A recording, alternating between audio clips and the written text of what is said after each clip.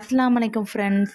வீட்டில் இருக்க பொருட்களை வச்சு சூப்பரான ஸ்பான்ச்சியான கேக்கு எப்படி செய்யலாங்கிறது பார்க்கலாமா? நான் சொல்கிற அளவுகளோடு நீங்கள் ரெடி பண்ணிங்கன்னா உங்களுக்கும் இந்த மாதிரி ஸ்பான்ச்சியான கேக்கு நீங்கள் டக்குன்னு ரெடி பண்ணிடுவீங்க.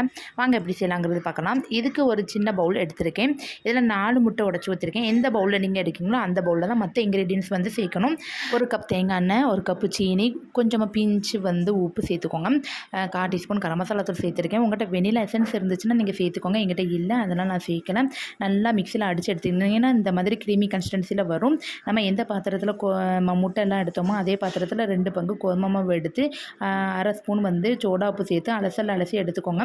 அதுக்கப்புறம் நம்ம அடித்து வச்ச கலவை இதோட மிக்ஸ் பண்ணி நம்ம எந்த பாத்திரத்தில் கேக் செய்ய போகிறோமோ அந்த பாத்திரத்தில் கொஞ்சமாக நெய் அப்ளை பண்ணிவிட்டு கொஞ்சமாக மாவு டீப் பண்ணிட்டு நம்ம கலந்த கலவையை ஊற்றிட்டு மேலே கொஞ்சம் கார்னிஷருக்காக நான் பாதாம் பொடியும் திராட்சை பழமும் டெக்கரேஷன் பண்ணி வச்சுருக்கேன். இப்போ ப்ரீ ஹீட் பண்ணக்கூடிய பாத்திரத்தில் நம்ம கேக் பேட்டரை வச்சு மூடி போட்டு ஒரு 45 நிமிஷம் கழித்து வச்சு எடுத்தோம்னா சூப்பரான கேக் வீட்டிலே ரெடி பண்ணிடலாம். நீங்களும் ட்ரை பண்ணி பார்த்துட்டு எப்படி இருந்துச்சு கமெண்ட்ஸ் பண்ணுங்கள்.